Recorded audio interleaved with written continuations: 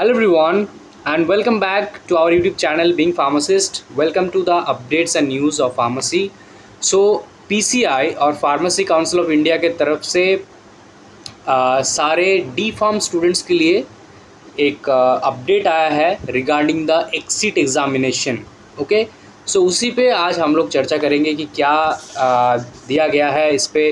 Okay, सो सबसे पहले तो जो न्यू चैप पेज है उसको ओपन कर लेते हैं. This is the old one. Okay,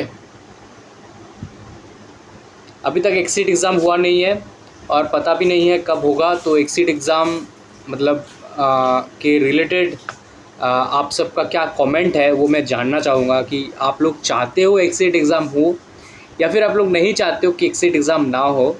तो इससे रिलेटेड मुझे कमेंट्स करके ज़रूर बताना कि आपका क्या मानना है रिगार्डिंग द एक्सिट एग्ज़ामिनेशन, कि होना चाहिए या फिर नहीं होना चाहिए. मेरे हिसाब से देखो, अगर मतलब एक्सिट एग्ज़ाम होना चाहिए तो वो मतलब बी फार्म हो, डी फार्म हो और फार्म डी हो, सारे को देना चाहिए.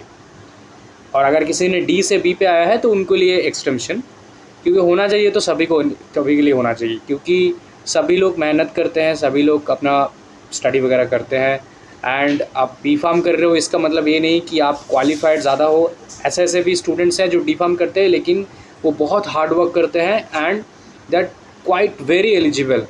देखो, this is the situation of the PCI website. आप क्या ही कर सकते हैं. लेकिन कुछ ऐसे स्टूडेंट्स हैं बी फार्म कर के भी उनके पास इतना कुछ नॉलेज नहीं है और वाइस वर्सा भी है ना. तो अगर स्टार्ट हो रहा है तो सभी के लिए मेरे हिसाब से होना चाहिए. अगर नहीं हो रहा है तो ये मतलब ऐसे एग्ज़ाम्स होने तो चाहिए.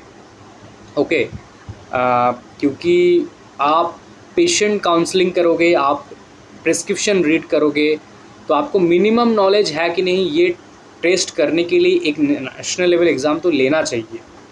ओके, क्योंकि अगर ये चालू होता है तो काफ़ी सारे स्टूडेंट्स जो मतलब किसी और तरीके से अपना डिग्री डिप्लोमा कर रहे हैं तो उनके लिए ये काफ़ी प्रॉब्लमेटिक होगा. उनको स्टडी करना ही पड़ेगा और अगर आप स्टडी कर लोगे तो एग्ज़ाम तो ऑब्वियसली क्वालिफाई हो जाएगा तो आप लोग अप्लाई रजिस्ट्रेशन भी मिल लोगे. तो जिनको प्रॉब्लम होगा इससे उनका मतलब है कि वो लोग स्टडी नहीं करते हैं, क्योंकि ये सबसे ईजीएस्ट एग्ज़ाम होता है. जस्ट अ गेटवे, मतलब एकदम बेसिक नॉलेज आपको लिया जाएगा, चेक किया जाएगा.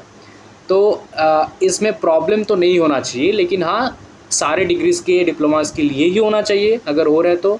एंड सभी स्ट्रीम्स के लिए होना चाहिए, nursing, pharmacy, paramedical, because we all are dealing with patients, doctors. तो सिर्फ डी फार्म के लिए क्यों, that is also a fact. Okay, so यहाँ पे देखो, registration of diploma pharmacy candidate as a registered pharmacist. इसको मैं ओपन कर लेता हूँ सर्कुलर को डाउनलोड करके. ऑल राइट, सो देखो कहा गया है to all the pharmacy institutions और द रजिस्ट्रेशन ट्राइब्यूनल्स, मतलब स्टेट रजिस्ट्रेशन डिपार्टमेंट्स. सब्जेक्ट है registration of the diploma in pharmacy candidate as a registered pharmacist. So जितने भी स्टूडेंट्स आप सब हो जिन्होंने 2022-23 एकेडमिक ईयर में पास आउट किया है, ओके, 22-23 के सारे पास आउट स्टूडेंट्स ध्यान से सुनो. This is the continuation to the council सेवा city circular that all the state pharmacy councils are requested to issue the registration certificate to the pass out students of 22-23 batch till the exit exam conducted as per the prescribed conditions under the section 32(2) of the Pharmacy Act 1948.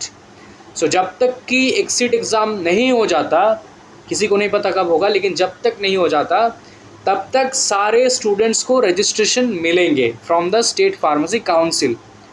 तो अगर आपको किसी भी वजह से नहीं मिल रहा था अब तक due to the exit exam और एनीथिंग, तो अभी आप लोग जा सकते हो अप्लाई करने के लिए एंड कलेक्ट करने के लिए, वेरीफाई करने के लिए, जो भी है आपका स्टेज पे अटका हुआ है रजिस्ट्रेशन के लिए.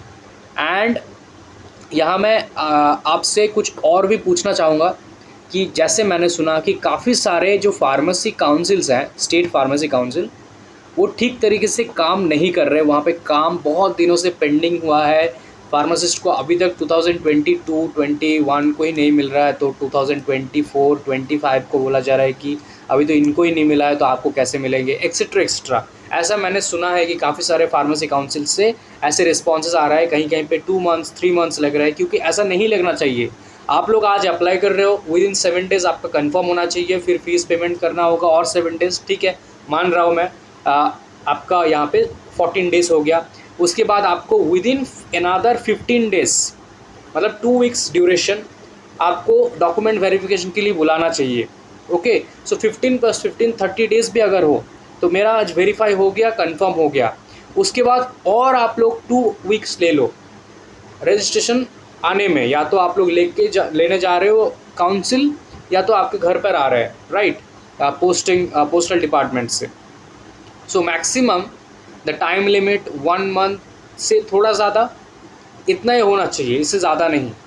तो वहीं पे 2 मंथ्स 3 मंथ्स, कहीं पे 6 मंथ्स ऐसे भी हो रहा है, और बार बार रिजेक्शन भी हो रहा है।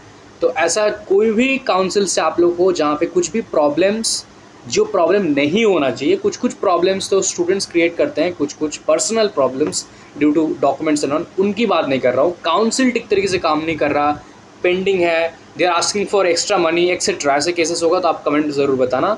And thank you so much for watching the video. इस वीडियो को सभी DPharm 22-23 स्टूडेंट्स को शेयर कर दो कि अभी जा सकते हो रजिस्ट्रेशन के लिए, ऐसा PCI ने कहा है। Thank you so much.